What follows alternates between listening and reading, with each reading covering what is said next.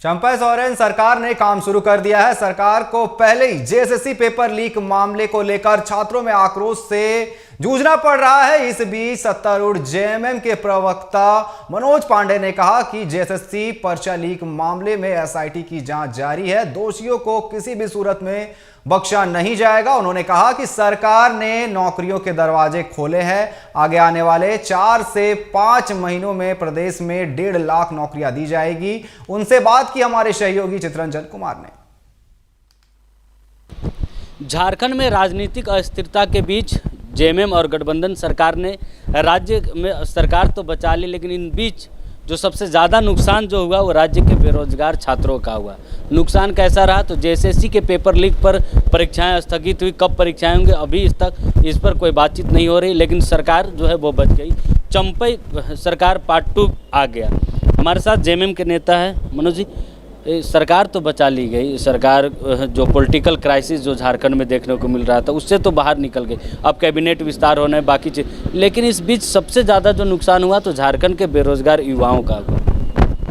देखिए, नुकसान तत्काल लग रहा होगा, लेकिन इस सरकार में सबसे ज़्यादा फायदा युवाओं को हुआ। जो नौकरियां के दरवाजे बंद थे, उन बंद दरवाज़ों को खोला गया।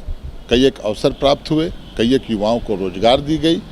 पिछली सरकार हाथी उड़ाने वाली सरकार थी, हमारी सरकार युवाओं को रोजगार देने वाली सरकार है।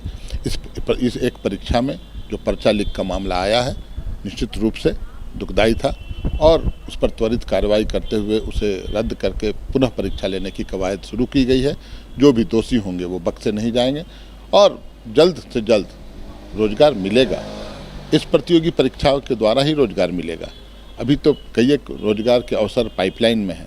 मुझे लगता है आने वाले 4-5 महीनों में 1.5 लाख से ऊपर सरकारी नौकरियां हम लोग देंगे। उसकी तैयारी मुकम्मल कर ली गई है। जी, आपने कहा कि जो भी दोषी होंगे, सही बात है, दोषियों पे कार्रवाई होनी चाहिए, लेकिन जो अब इस पूरे मामले पे ईडी जांच कर रही है। दूसरी बात ईडी जांच कर रही है और दूसरी बात यह है कि राज्य सरकार ने अब तक इस पर कोई जांच या अनुसंधान को लेकर अब तक कुछ कार्रवाई आगे बात नहीं बढ़ाई। साथ ही साथ क्या लगता है कि इस पूरे मामले पर युवा जो सड़कों पर उतर कर प्रदर्शन कर रहे फिर झारखंड के जो युवा जो उनकी मांग है उसको कितने चंपा जो सरकार है वो कैसे देखते हैं?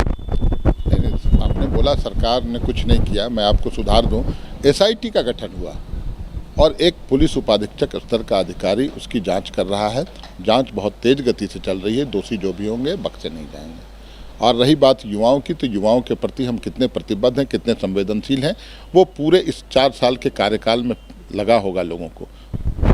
तो राज्य के युवाओं के साथ जो वर्तमान राज्य सरकार है, चंपा सोरेन पार्ट 2 की जो सरकार है वो रहेगी और जो छात्रों के साथ न्याय होगा। तो वहीं मंत्रिमंडल का विस्तार में किसी भी जो विधायक है उसकी नाराज़गी दूर की जाएगी।